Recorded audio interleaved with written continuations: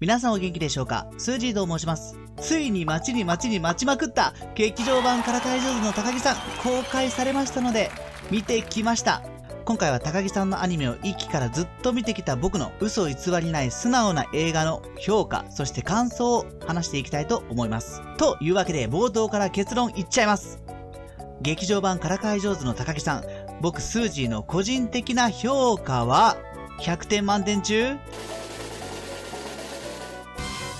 199点でした。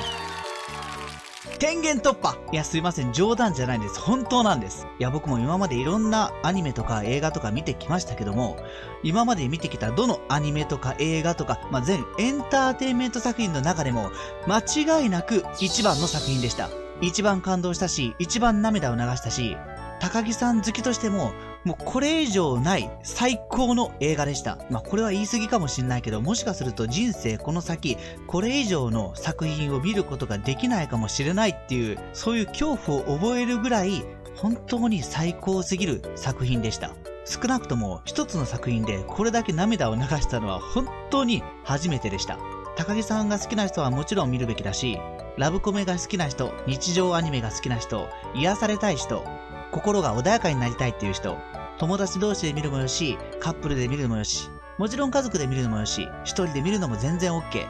本当に真なる意味で老若男女に愛される作品だと僕は思いました。逆に言うと、もちろんアクションシーンとかバトルシーンはないんで、そういうのが好きな人とか、なんか暗い作品が好きな人とか、ダークな展開がとか、なんか人が死ぬのが好きとか、そういう人は合わないと思います。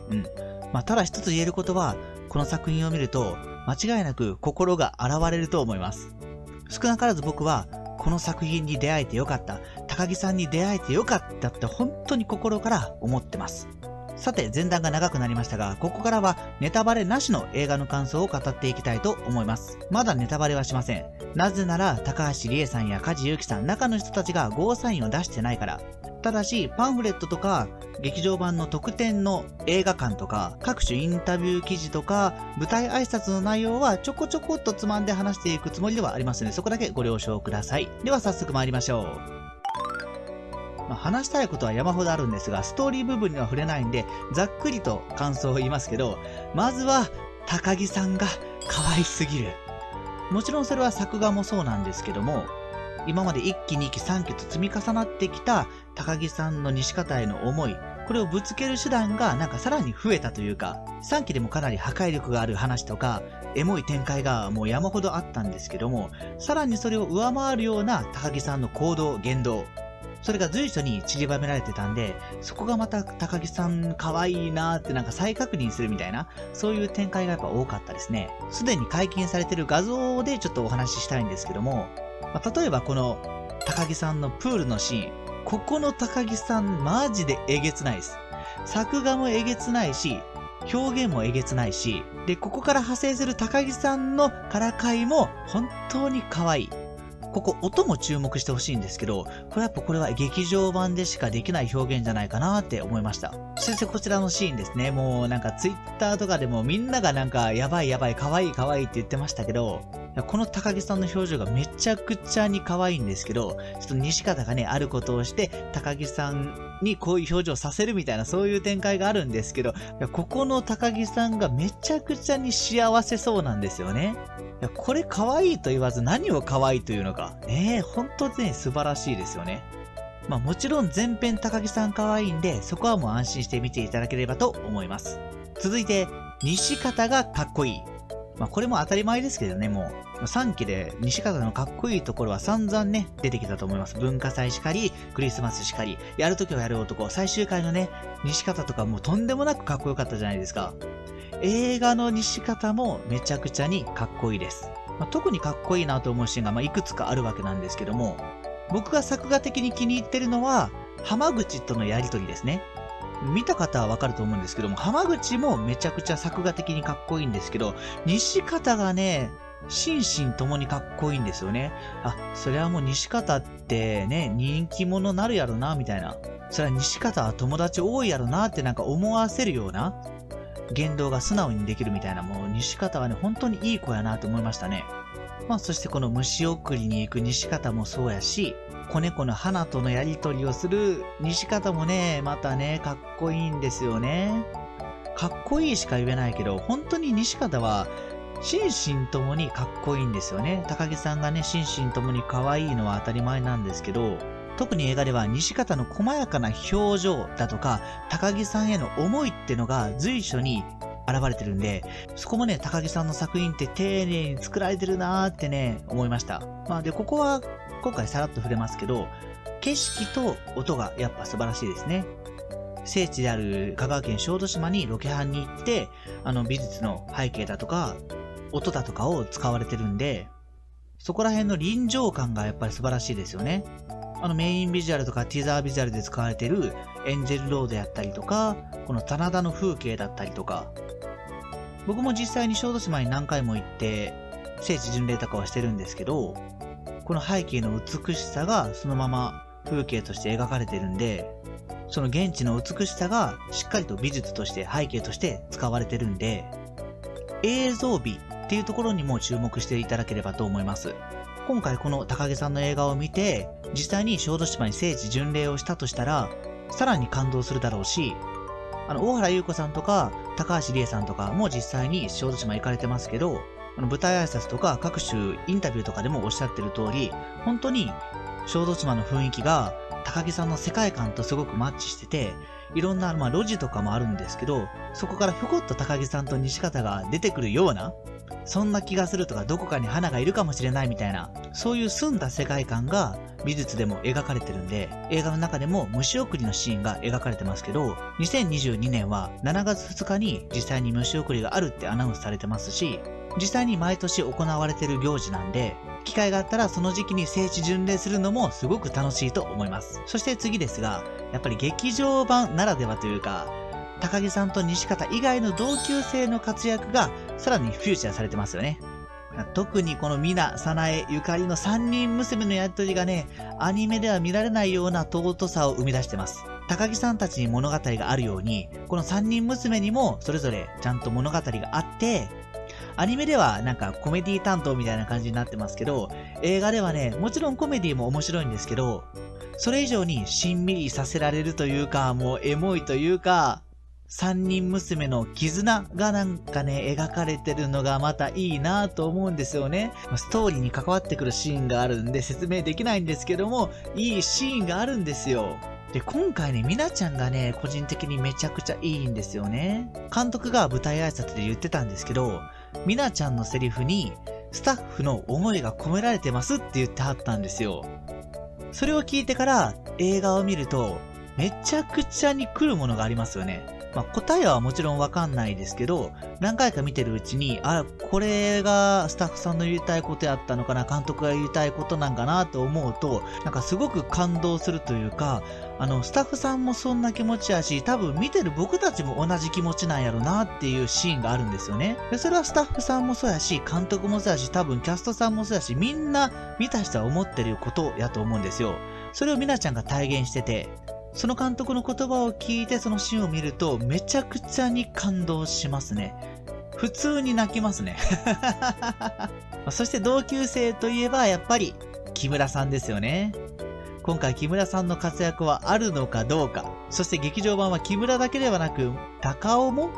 みたいなところも注目していただければと思います。でこの劇場版の中で圧巻なシーン、いくつかあるんですけど、その中でも虫送りのところはね、本当に見てほしい。映像美がね、本当に素晴らしいですね。これぞ映画やなっていう、そういうのを思わせるような、すごくなんか厳かというか、神聖な気持ちになるというか、画面の静けさだったりとか、音の静けさだったりとか、この中にいる高木さんと西方の二人の気持ち、ここら辺がね、とても繊細に描かれてるんですよね。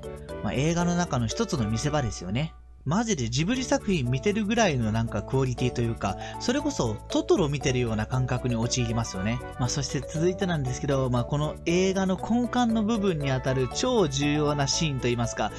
ここですよね。花が可愛すぎる。この小さい子猫花の存在が高木さんと西方の関係を変えるかもみたいな、そういうね話なんですけども、花がねちょっと可愛すぎてやばいね、本当に。僕がね個人的に猫飼ってるからってのもあるんですけど、花見るだけでねちょっともう感動がねちょっとやばいんですよね。花がね本当にね可愛いんですよね。無邪気なんですよね。それも花の動きもそうなんですけど、水瀬いのりさんの演技がもう素晴らしいからっていうのもあるんだと思います。子猫だからただただミーミー言ってるだけじゃなくて、そのミーにも高木さんたちに甘える声だったりとか、いろんなね声の表情があると思うんですよね。それをうまく表現してるからこそ、心にこうやってダイレクトに伝わってくるんじゃないかなって気がします。今回ね本当に花がねちょっと可愛すぎてねやばいですね。そしてこれは言わずもがなですが、大原ゆい子さんの曲がねめちゃくちゃに素晴らしい。主題歌である始まりの夏、曲も素晴らしいし、歌詞も素晴らしいし、でバックで流れる高木さんたちの映像ももちろん素晴らしいんですよね。で中でもここは聞いといてほしいなと思うのが、映画館で聴くっていうスタイルだからこそわかる冒頭の海の波の音。曲の最中に随所に SE とかが入ってるんですけど、そもそもギターの音を編曲の吉田実さんが小豆島に行って現地で弾いた音を収録してるらしいんですよね。波の音もその一環で、小豆島で撮った波の音をそのまま曲に採用してるわけなんですよ。めちゃくちゃすごくないですか？だから曲そのものに小豆島のこの空気感みたいなのがもう全部詰め込まれてるわけですよね。そしてその音を映画館の大音響で聞く。僕イントロの波の音を聞いた瞬間に震えましたよ、さすがに。そういうこだわりもやっぱすごいし、もう一つは途中で入れ込んでるらしい飛行機の音。こちらもちょっと注目してほしいですね。あえて飛行機が飛んでる状態でギターを弾いたっておっしゃってたんで、この生感っていうのがやっぱ高木さんの世界観にそのまま踏襲されてるというか、作品に対する没入感、生感を演出してるんじゃないかなって思いますね。これはぜひとも映画館で聴いてほしい。で、もう一つ、挿入歌である浜坊の花。これがね、まためちゃくちゃとこで使われてるんですよね。僕、浜坊の花が流れてる間ずっと泣いてましたから、マジで。涙止まんなくて。素晴らしすぎて。あのシーンがすごすぎて、喋ってるだけで今泣きそうになってますもん。本当にね、あそこはね、噛みすぎた。タイトルにもなってる浜坊の花言葉が楽しい思い出なんですよね。それを知りながら見ると、やっぱりすごく感動するし、高木さんと西方にとっては、この瞬間瞬間、夏の思い出一つ一つが全部楽しい思い出やなと思うとね、本当によくできた言葉やなって思いますね。本当に作品としても素晴らしいタイトルやなって思います。そして今回劇場版では、高木さんのアニメでは見られなかったある表情が見れるんですけども、今回はそれは多くは語りません。ネタバレ OK になったら語るつもりではありますが、ちゃんと語れるかどうかはわかりません。あのシーンはね、本当に、すごかったなーって思います、とりあえずは。そして、エンドロールですね。エンドロールの曲、こちらはもう情報出てますので、明日への扉がね、本当にね、良かったな、本当良かったなと思います。素晴らしい選曲センスだし、素晴らしいアレンジでした。舞台挨拶でも梶裕貴さんが言ってたんですよね。まるで高木さんと西方の結婚式見てるようやみたいな。本当にね、もう首をね、もうちぎれるぐらいね、縦に振るぐらい、本当に、その通りわかりますと思いながら僕は聞いてました。曲の歌詞しかり、高木さんの歌声しかり、アレンジしかり、めちゃくちゃにね、映画の最後に合ってるんですよね。しんみりするというか。で、その最高の曲に合わせて、エンドロールが流れていくわけなんですけど、僕ね、人生で初めてですよ。エンドロールで2回泣きましたから。いや、常時泣いてるんですけど、こことここっていうポイントが2箇所あって、そこでね、文字を見て泣くっていう。僕以外にもいるかな。もしかすると、ちょっとここ予想外すぎて泣いたって人はいるかもしれないです。例えば、大原優子さんも多分そこでめちゃくちゃ感動しはったと思います。今はまだネタバレになるかもしれないんで言えませんけど、また今後の動画で話していこうとは思ってます。人生で初めてですね、エンドロールの文字見て泣くってのは。いや、本当にそれぐらい衝撃的やったというかね、破壊力があったというか、ちょっといろいろ思い出してしまったというか、で、そもそもエンドロールがすごいですよね。エンディングが毎週変わるっていうのと、絵も毎週変わるらしいんですよ。それが革命的じゃないですか。そんなことできんのって思う。映画でそんなことできるんですかって思うぐらいに、革命的というか、丁寧に作ってるなというか、なんかもうそういうところまで視聴者を楽しませたいなっていうスタッフさんの心意気を感じますよね。で、4週目のラストの絵がね、すごいらしいんですよ。今から最後どうなるのかめちゃくちゃ楽しみで仕方がないですね。もちろん曲もそうなんですけどね。そして最後高橋理恵さんや梶裕貴さんが言ってました通り、エンディングが終わっても席を離れずに最後まで映画を見てくださいと。見たらね、その意味がね、よーくわかりました。これはね、席を立つのはもったいない。そこまで見届けてから、この劇場版からかい上手の高木さんの本当の終わりなんやなっていうのを感じていただければと思います。でね、舞台挨拶のちょっと話をしたいんですけども、全般的にスタッフさんとかキャストさんの愛がめちゃくちゃやっぱ強いなって改めて思った作品ですし、特に梶裕貴さんのコメントで僕めちゃくちゃ好きなんですよね。皆さんもちろん作品を愛してるんですけど、梶さんの言葉一つ一つがやっぱ作品に寄り添ってるというか、ファンの気持ちを分かってるというか、やっぱことあるごとに続きがやりたいなとか、元高木さんの西方の声やりたいなとかいろいろね、おっしゃってくれるんですよ、各媒体で。梶裕貴さんの言葉がね、一つ一つなんか重みがあるというか、ファンとしては嬉しい言葉をね、すごい投げかけてくれるんですよね。やっぱりアニメ化する前から、このからかい上手の高木さんっていう作品をね、知ってはって、読んでらっしゃったからこそわかる、この作品の空気の大切さを分かってるというか、高橋さんもいろんな媒体で言ってますけど、やっぱり西方が梶裕貴さんやったからこそ、ここまで続いてきたんじゃないかなってやっぱ思いもあるし、作品全体を占めてくれたのは西方なんじゃないかなって、梶裕貴さんなんじゃないかなって僕はすごく思ってて、監督も舞台挨拶の前に梶裕貴さんに直接ね、ありがとうございますみたいなお礼を告げたって言ってましたし、もちろん高木さんが高橋理恵さんでよかったなって気持ちもあるけど、それ以上に西方が梶裕貴さんでよかったなって、舞台挨拶とかインタビューを見るたびに、やっぱりそう思いましたね。特にパンフレット。あれはね、本当に梶さんの西方の思いが込められてて、素晴らしいパンフレットやったと思います。さてさて、ところでここまで見てくれはった方やったらちょっと一つ引っかかってることがあると思うんですけど、